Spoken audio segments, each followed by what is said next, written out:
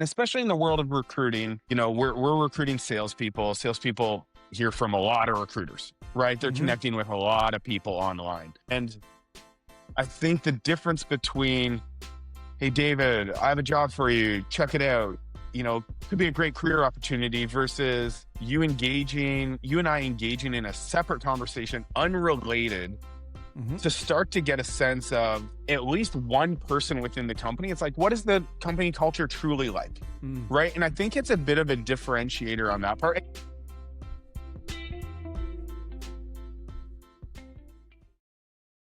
All right, folks, welcome back to the Coachful Coaching Leadership Podcast. This is David, and today I'm joined by Mark Grimwood. Mark is a Senior Vice President at Salesforce.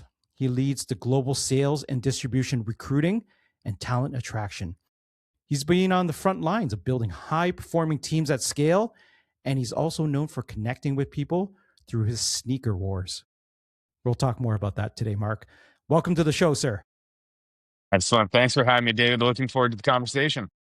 Yeah. How's it going? How's 2026 It's good. shaping up? It started off strong. We're in the last month of our fiscal year. So, there's a lot going on. It's a busy close to the year, but it's an exciting time for sure. Okay. Well, Mark, I'm going to ask you a very important question because our history, if you remember, is, you actually recruited me back in the day at Salesforce. I remember that. Yeah, 2011, if I recall correctly. You were That's a right. recruiter at the time. Yeah. And somehow you found me. Do you actually remember recruiting me? I remember just because I followed along with your journey at the company, especially in those early days where it was a lot smaller. Like we were 4,500 people as a company. And the Toronto office was growing so quickly. I was very fortunate to be a part of that and see all these people coming in and be a part of bringing them in. So I do remember a lot of those early day hires a lot. So there's a lot of names that come to mind when I think of those early days for sure. And yours is definitely one of them. Yeah. And the cool thing is that when you look at a lot of the folks that joined around, the early 20s or so, and you look at you see where they are now, folks like yourself, you're now an SVP of recruiting, right? And then there's a lot of other people running business units at Salesforce now. So it's I've been talking to a couple of them recently, actually. One of our individuals just hit 15 years that I recruited. So he is one of probably the first people that I hired, and he's worked in multiple offices, multiple roles. So it's really cool to see that longevity that has come from some of those early hires. So it's been great. Yeah. How's it feel, honestly, to know that you had a hand in hiring some of the top talent that exists today in one of the largest public tech companies in the world? Yeah. That's part of the joy of recruiting, right? There's a lot of parts of this job that I love. And the people is obviously a big part of it, but seeing that career growth and that longevity, seeing someone that we hired or that I personally hired as an SDR or a BDR in 2011, and that person's now an AVP, SVP leading an entire business unit. That's a really fun thing to look at and just be like, wow, I had some part in that, right? And obviously those people are doing all the hard work and heavy lifting, and they're going to be successful because that's in them. But it's I love being a part of their story. And it's I see them in the hallways and we still reminisce about it. So that's a really impactful part about being in the recruiting side, is being able to be part of people's career journeys. It's really something that I really like about this role and I cherish about the job for sure. Yeah. It's always feels good. If you had, and I agree, you can't take credit for a person's events because all we can say is that we've had a hand in their success. They did all the work up front, right? So, question to you, Mark. Sneaker wars. Yeah. Or hashtag sneaker wars. Yes. What's that all about? Well, it's funny. I'm not a huge social media person. And then about a year and a half ago, we were trying to figure out how do we just keep getting the message out there. We were doing a lot of hiring around sales. And I've always been on LinkedIn as a recruiter, but I'm I want to sort of start connecting with people, not just in a transactional, hey, we have a job opening, hope you apply. Like, obviously, we still wanted that, but I also wanted to start building a network online. Like, this LinkedIn's such a great tool for doing that. And as I started sort of posting and started getting engaged with that platform, one of the things I sort of quickly realized is that for me to authentically show up and do that, I didn't want to just talk work. I wanted sort of to infuse some of my personality and some of my, you know, things that I care about and that I enjoy to make it a bit more real so that the people I'm engaging with on that platform, it's an authentic engagement. And shoes just happened to be the direction I went. I love sneakers. How many pairs Switched do you to have? my wife would say too many, but it's not a crazy amount. It's probably, it's in like the 20s, probably, Okay. potentially, Okay. but I do like, and I like wearing them, right? Like some people, the sneaker industry is huge now, right? And It's people are huge. big collectors. It's unbelievable to see it. I just like wearing them, and I really like the different styles and getting people's reactions to like what they like wearing or like what they, the latest shoe that has dropped that they're interested in. And I just sort of started posting it like when I go on business trips. I'm like, hey, here are the shoes that I'm taking with me. Or I'll put out a poll and say, like, what shoes should I bring? And like people really engage with it. And it's just a little bit more of that personality coming to life and building that connection through a tool where it's like some of these people I've only ever engaged with through LinkedIn, right? Like I don't know them personally, but like we start to build a little bit of a bond. And then the interesting thing that's come out of that is that I'll talk to people in my Salesforce here when I'm walking down the halls and they'll be like, hey, let's see what sneakers you have. Or, hey, I just bought a new pair. Have you heard of these ones? And it's just like a conversation starter that's a little bit more genuine and a little bit more that authentic connection, even within people in my own company, which I think has been really cool to see how that's landed in a very unintentional way. Yeah. Yeah. Sneaker wars. I do recall, like, and even within specific business units, they were doing a mini sneaker war, and people would, they would take photos of people's shoes on specific Totally. days, and it We was a have a community Slack building channel aspect. dedicated to it. We have a Yeah. Slack channel where people can talk about their sneakers and like what they're wearing or what they're buying. And I'm all in for it. I find it all really interesting. I just love it. It's a fun little hobby for sure. Well, I could tell you, and the people who know me quite well know that, like, I have dad shoes most of the time, and Yeah. dad shoes is the stereotypical. I go to Costco, it's on sale. I'm gonna buy 5 pairs of these dad shoes, and I'm just gonna wear it until there's nothing left. I had Totally. to up I had to up my game for a little bit. So, during Black Friday sales and such, I bought some nicer shoes and Adidas and such. Well, and that's the fun part about it, right? Yeah. Everyone's got them. You know what I mean? And it doesn't matter what direction you're going with them, but everyone can sort of relate to like, yeah, here's what I go with. And it's like an easy conversation, but something that's actually a little bit more personal than, your standard conversation. Yeah. So, how has Sneaker Wars helped with recruiting? What impact have you seen? I'm sure you didn't run a whole campaign and measure the impact and Right. the throughput of it, but anecdotally, apart from like people reaching out and Yeah. responding to you, what tangible or intangible impacts have you seen on yourself as well as on your team? Yeah. I think I'm going to go back to that authenticity piece, right? And especially in the world of recruiting, we're recruiting salespeople. Salespeople hear from a lot of recruiters, right? They're Mm-hmm. connecting with a lot of people online. And I think the difference between, hey, David, I have a job for you, check it out, could be a great career opportunity versus you and I engaging in a separate conversation, unrelated, Mm-hmm. to start to get a sense of at least one person within the company. It's like, what is the company culture truly like? Mm. Right. And I think it's a bit of a differentiator on that part. Again, this wasn't intentional. I wasn't sort of thinking of this ahead of time, but like as I look back, like there'll be people that I either reach out to or they reach out to me about a job, but then we end up talking about sneakers because it's something that I've sort of put out there that I Yeah. enjoy, or I've posted that, I've coached my son's baseball team and my daughter's cross country team. And so we start talking about that. And then we'll get around to the business aspect of it as well. But I think what people really value and are looking for is that connection, the human connection, where they can start to understand it's like, okay, Salesforce, I've heard a lot of things about it, but like, what's it really like? What are the people like? And it's not so much of a direct interview or direct, hey, I'm trying to get this job. It's like, hey, what are the humans like? And we've been able to sort of break down some of those barriers, which I think has been advantageous for both myself and candidates that are interested or that are looking at Salesforce as an opportunity. Yeah. So knowing how you how your outlook on things, right, and building that connection. If someone like you recruit a lot of salespeople, and it is a job that's tough. It's a very tough job. For sure.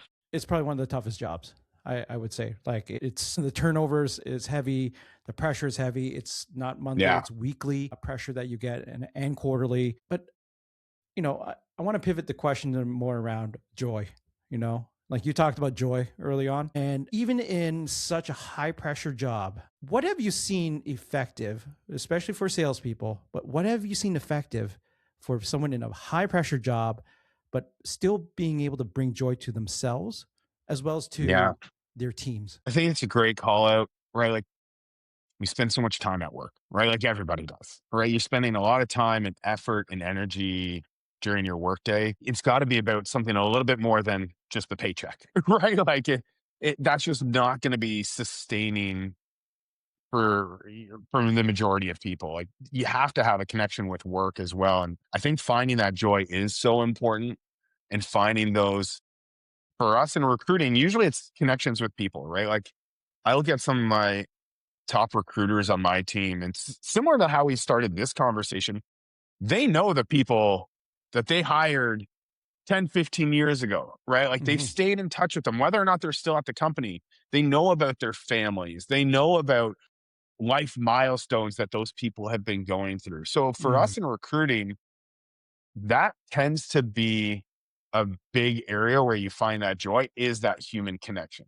Mm-hmm. And I think that translates to anybody in leadership, right? Like I think when you think of leaders, and whether you're a sales leader, a pre-sales leader, an engineering leader, that connection with the people on your team at a yes, hey, we have a job to do and we have big goals and big targets and high pressure, high stakes, but it's how do we do that together? Mm-hmm. How do I, as a leader, help you not only achieve the goals and targets and KPIs of the job, but like, what does your career growth look like? Like, what does career growth or career stretch, what does that look like for you, David? And how can I help you get there? And I think the Mm-hmm. majority of leaders, I would at least hope, find joy in that, right? Like, I think to be a truly impactful leader, there has to be a level of caring about the people on your team, and both personally and professionally, and you have to figure out what makes sense for you on how you show up and how that works. But that's the part that seeing people grow and progress, and that part really, I think for a lot of leaders is what brings that joy. Yeah. You lead a pretty big team right now, right? I Uh, do. Yeah. It's a few hundred people. Yeah. yeah, international as well, right? Correct. Yeah. Across the globe. So we have teams. Yeah.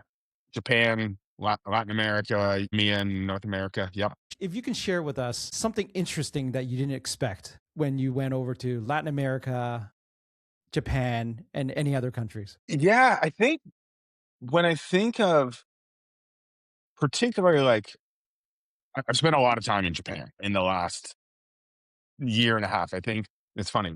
2 years ago, I'd never once been to Japan. I've now been there 5 times in the last I 18 months, know. I think it is. So it's been, which it's one of my favorite places to visit, both from a touring around, but also our team out there is just so warm and welcoming, right? And I think one of the things that for me, always catches me a little bit by surprise is just the commonalities, right? Like, yes, completely different languages and completely different ways of working, but like when I'm sitting down with the team over like a lunch or we go out and have a happy hour together, it's like, it really is those interpersonal connections and hearing about, hey, what they want to do with their careers and how they're thinking about work and their professional life and that work life integration. Balance is a tough word for me. I don't know if I can call it I don't work like life the word balance. balance. Right. It feels like, they're at odds with each other, but that work life integration, like everyone's working through that, right? And I think your point in a lot of this around like finding joy, like everyone's trying to figure out, hey, how do I manage my work life and I show up authentically where I can grow and progress and I can do be my best self at work while managing family, whatever that means, whether they're immediate family or extended family, and still have a personal life and have my own personal joys, right? Where they can go and do their outside interests.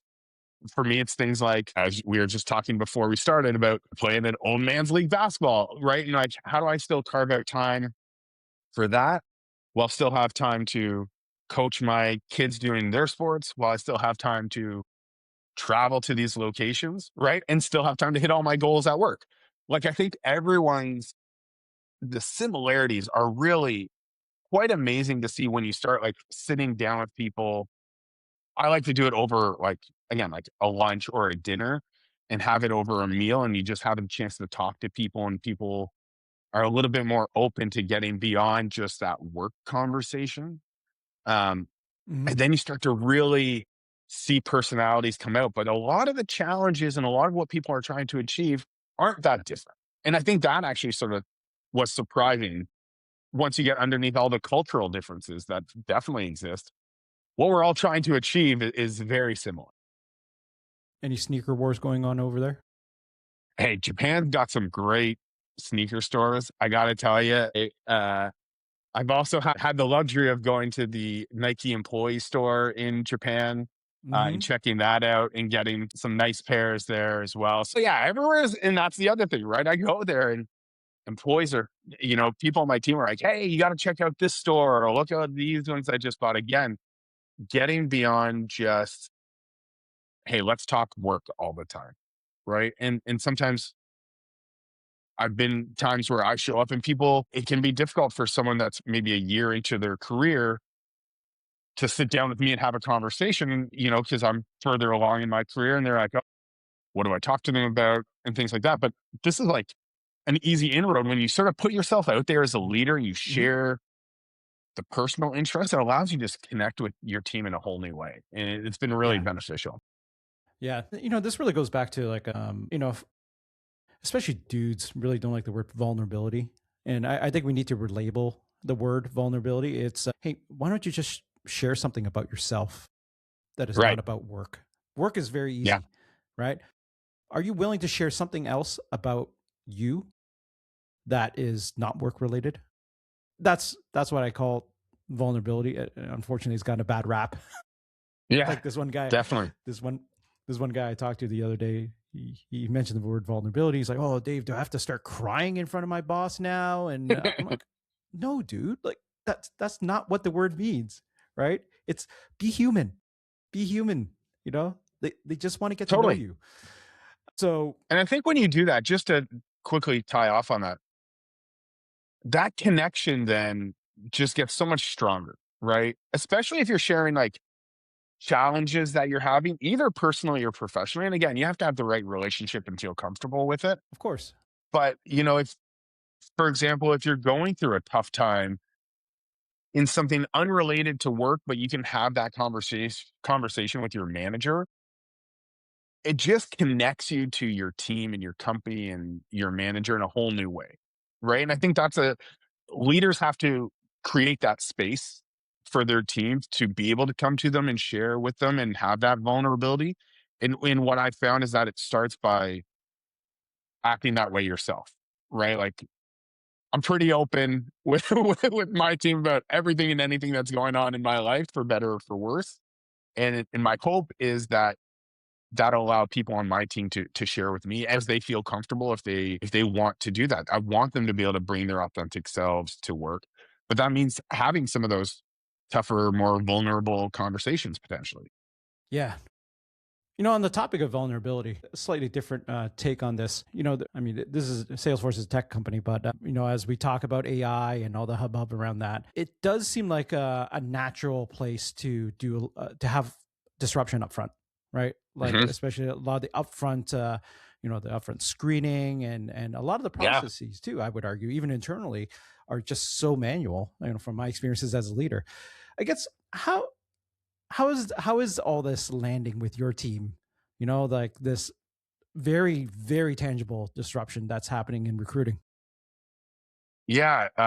It's funny. It's a different type of vulnerability, right? That we're talking Yeah. about now, but Job security, almost as right? impactful, right? Right. Which people are concerned because there's uncertainty in what's to come, right? Like I think when you look at where we're at today with AI, from a consumer standpoint, we're a little bit further ahead than where we are from in business, but it's coming, right? And I don't think that there's any doubt about that.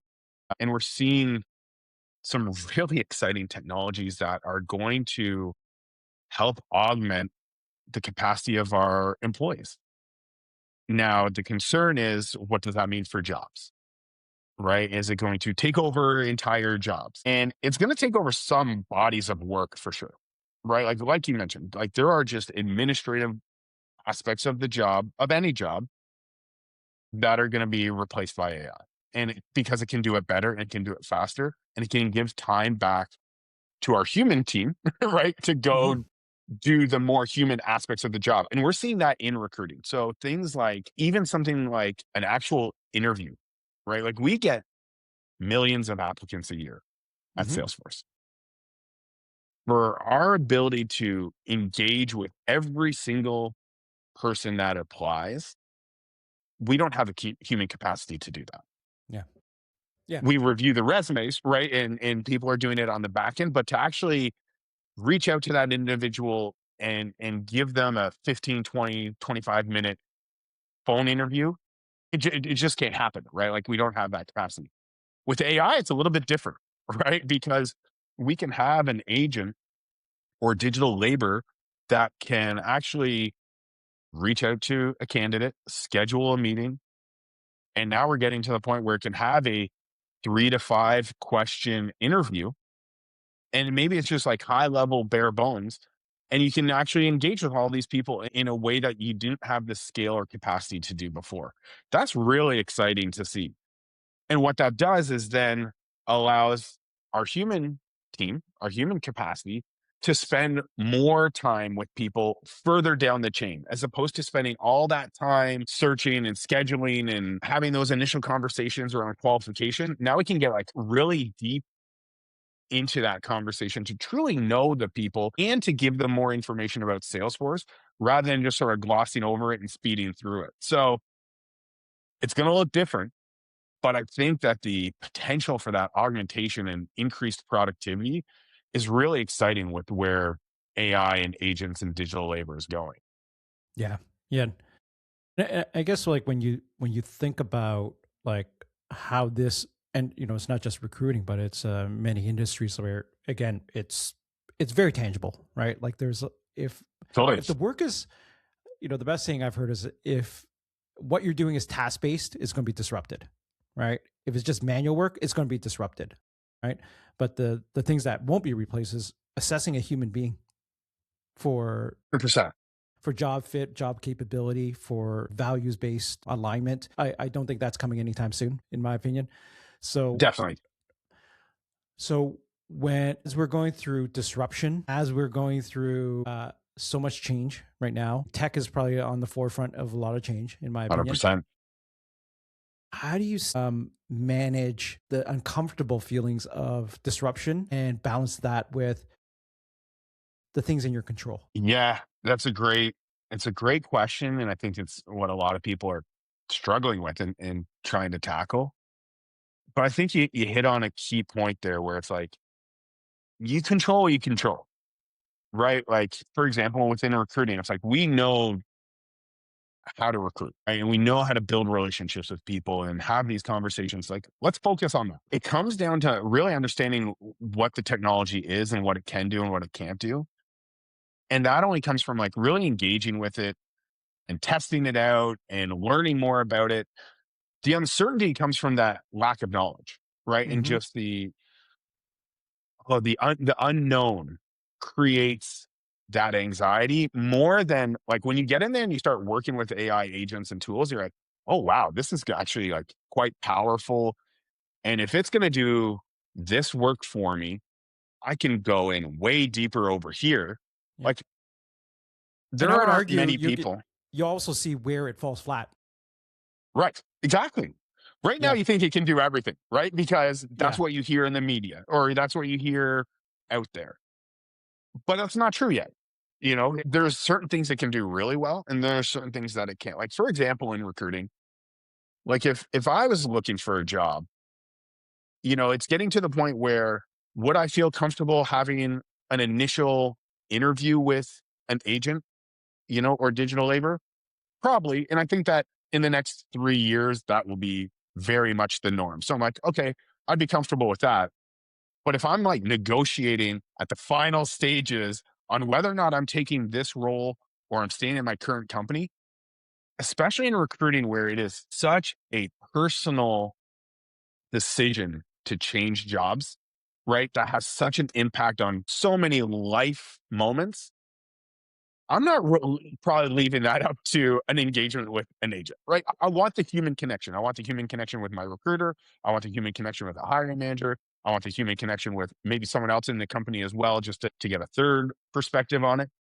So now we can actually spend more time with the candidate on those aspects rather than, hey, do you have qualifications A, B, and C that are like the bare minimum to even start a conversation, which is what we're doing today with human capacity, right? So, but you don't realize all of that until you sort of start getting in there and you learn it. And the beauty of where we are as a society right now is it couldn't be easier to learn more about these technologies, right? Whether you're listening to podcasts or you're checking out YouTube, or there's a lot of online free resources or paid resources that you can get your knowledge base ramped up pretty quick Mm-hmm. and pretty detailed with minimal effort. It's right there for you. It's just consuming it and building your perspective and your point of view around. Yep. Knowledge is even more free and more available than ever right now. And so really there's no And more excuse for powerful not. than ever, Yeah. right? Oh yeah. Oh Knowledge has yeah. always been power, you know, the saying goes, but like that power for yourself to not get stuck in that anxiety and not get stuck in the fear of that unknown. You can break through that. It takes some intentionality, right? You have to take the time and carve it out of your busy day, your busy life to spend 15 minutes a week. You know, doesn't have to be you're taking a course that's going to take 6 months. Like just start getting familiar with it and talking to people about it. It's amazing how quickly you learn. So Mark, one final question for you before we go. For all the listeners out there, if there's one thing you can suggest that they can do today to bring just a little bit more joy to their life and their hustle, what would Yeah. it be? It's funny that we haven't talked at all about values. And just when you say that, I think it starts with understanding like your personal values. Like, how do you want to show up? Right? Like, what matters to you? And I think as a leader, as an individual, just like understanding, like for me, for example, you know, number one is like trusted relationships and is super vital for me. And then number two for me is intellectual humility, right? Like the ability to walk into the unknown and even in my most deeply rooted beliefs, like be able to have a conversation about those and challenge those and talk about those. Understanding what like sort of where my values are as a leader and as a person and how I show up with my teams and with other people, whether it's online with sneaker wars or whether it's in a boardroom meeting as I'm working with, you know, senior executives, knowing like what I need and where my values sit and how I want to sort of show up that way, that allows me to then make sure that joy is part of it. Because I think it's important to have that joy in everything that you're doing. It just sounds like tedious not to, right? Like it's hard It's enough as miserable it is. Like not to. it would be miserable. And like, there are going to be days that are miserable no matter what. You're not going to avoid that.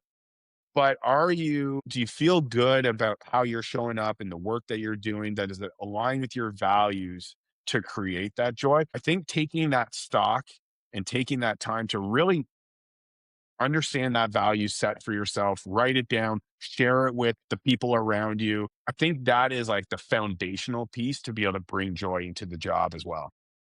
Right. Well, be aligned with your values. Know what they are. Exactly. All right. Exactly.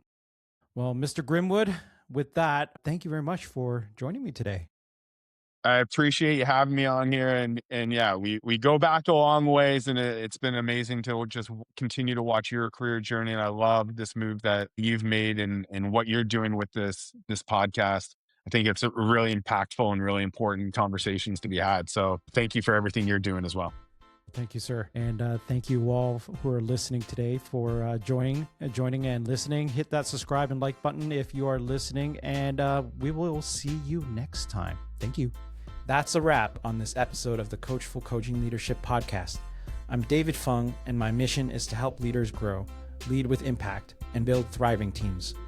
If you found this valuable, subscribe, leave a review, and share it with a fellow leader.